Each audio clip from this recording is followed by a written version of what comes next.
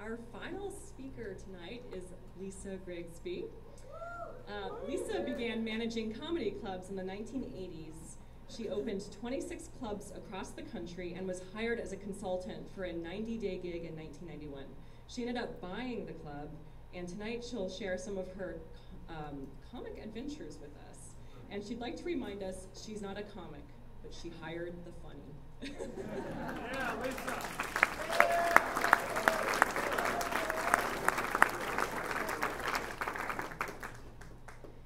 Yay. So in the 80s, I was in Atlanta, and I was in a club, and an agent that I worked with called and said, oh, we've got the greatest guy. He's going to be the next big thing. You need to hire this guy. He's Eddie Murphy's protege. So I hired him. I didn't know who he was. We got to the club that night, and as he was walking in, he saw on the wall the information that we had for the telemarketers and for the reservationists. And next to his bio, it said, Eddie Murphy's protege. He tore it off the wall, threw it on the floor, and said, I am not Eddie Murphy's protege. I don't know where you get that shit. Well, I picked it up off the floor. I said, is this your agent? Is this your bio?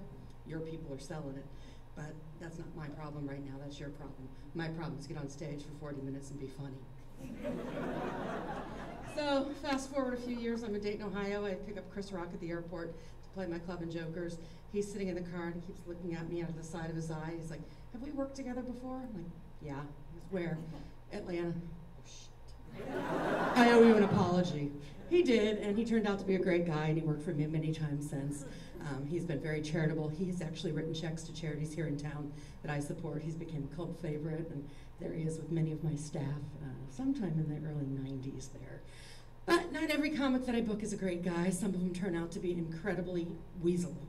And some of these guys you book just because you can make money off them, and that's what I had to do with this next guy you're going to see. Not because he was funny, but because I could make a lot of money. And I booked him 2 or 3 times, but it always took me like 3 years to forget about what an ass he was. In his rider, there was a clause that said he had to have a before-show smoke and an after-show smoke. And that was what I had to put together for him. So what I did is I took a cigarette, I put it on an index card with a little match plate strike piece and 1 match, put it in the green room. He came running out and he goes, holy shit, these stupid people thought I wanted a cigarette. I was like, I'm not stupid, that's just as far as I'll go for you. And so that was Pauly Shore. Definitely kind of an interesting thing, but not all of the comics are asses. Some of them are really great. I booked a guy named Eric Marlin Bishop. You probably know him better as Jamie Foxx. Very smart guy. In the early days of comedy, as an open micer, you put your name on a list. There were 25, 30 names. The owner would pick up the list, pick 8 or 10 of them to go up on stage. Usually it was a bunch of guys. So with the name Jamie, you looked at it and you thought, oh, I'll give Jamie a shot. It'll probably be a hot chick. Well, it wasn't. Well, maybe she is, maybe she's not. I don't know. That's kind of up to you. So you're always taking chances when you book comics, and I booked a comic that had been on Saturday Night Live for like 6 years. I thought, hey, this should be a huge, huge hit. Tried to sell it and pitch it to the local media to get some press out of it and make sure that I could sell some tickets. And what I got told by all the local media is Victoria Jackson's old news. Nobody wants her. So her first night, the show at Jokers had about 30 people in the audience. She's a born-again Christian now, so at the end of the show she came to me and she goes, let's pray together. Let's pray that something good happens and we sell some tickets. I thought, shit, I'll pray that anything happens so I can pay you. Well, the next morning we woke up and Bryn Hartman had shot her husband, Phil Hartman, who was on Saturday Night Live, and then killed herself. I had every media company in town, as well as CNN, live in front of my club, actually trying to interview Victoria Jackson and me because we had something. And suddenly I could thank God because something happened and I'd pay her. This is a guy named Ron. I booked him for years and years and years in the club. He wasn't a prolific writer, but he was a great guy, had great stories. He would show up at the club, and one time he showed up in this van that he had tricked out. He thought it was the coolest thing in the world. There was a mattress in the back, and a TV, and a VCR, and he had all these tapes around there, and he kept trying to get me in between shows to go, come on, Lisa, let's go sit in the van and go watch some porno. I was like, not really, but you can do the shows. And he continued to do shows, and he continued to become very popular. And he moved on to become Ron White from the Blue Collar Comedy Tour. He played the Nutter Center a few years ago and sold out all the seats there. We're backstage, and he starts bitching. He goes, man, there's not a decent hotel in Dayton. I can't believe this. I'm like, Ron, you used to be really happy in the back of the van. What's changed?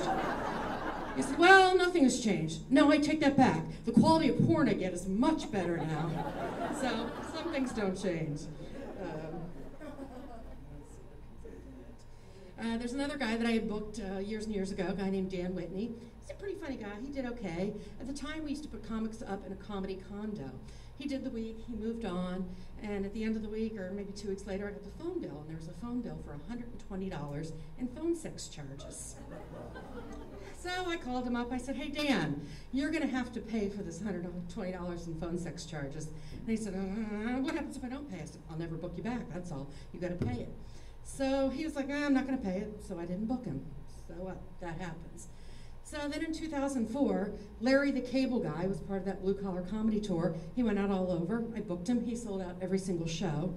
At the end of the week, when I went to pay him, Larry the Cable Guy is Dan Whitney. So I pulled out that $120 phone sex bill. I said, hey, Dan, you're going to have to pay this before I pay you. And he's like, you've got to be shitting me. I'm like, I paid it. I told you I'd never book you again unless you paid it. So he did. Fast forward, he's at that same show with Ron White, and he kind of told me I should have made him pay the $120. Maybe he'd still be playing my club. This is a guy named Mitch Hedberg. I saw him at a comedy show in Montreal at a festival. I thought he was hysterical, but I knew that Dayton wouldn't get all of his stuff, so I booked him anyway. The first night, half of his audience walked. They really didn't get it. He came running into me. He was like, are you going to fire me? Are you going to fire me? I'm like, no, I think you're brilliant. I really think you've got something, and eventually you'll find your audience. And he did, and he started selling out clubs all over, but what he also found was heroin. And he was a really bad addict. He died in 2005. Before he died, I had told his agent, I'm like, I don't understand why you won't put him in rehab and get him off the road. His agent said, well, if I do, he'll fire me and somebody else will make the money. So I'm going to make the money till he's dead.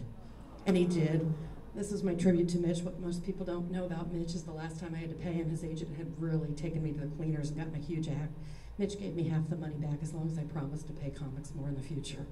So he was a really great guy, and I miss him a lot. If you don't know him, look him up on YouTube. He's very cool. But when that agent told that to me, kind of my love of comedy died, and then so did the club. So that's my Joker story.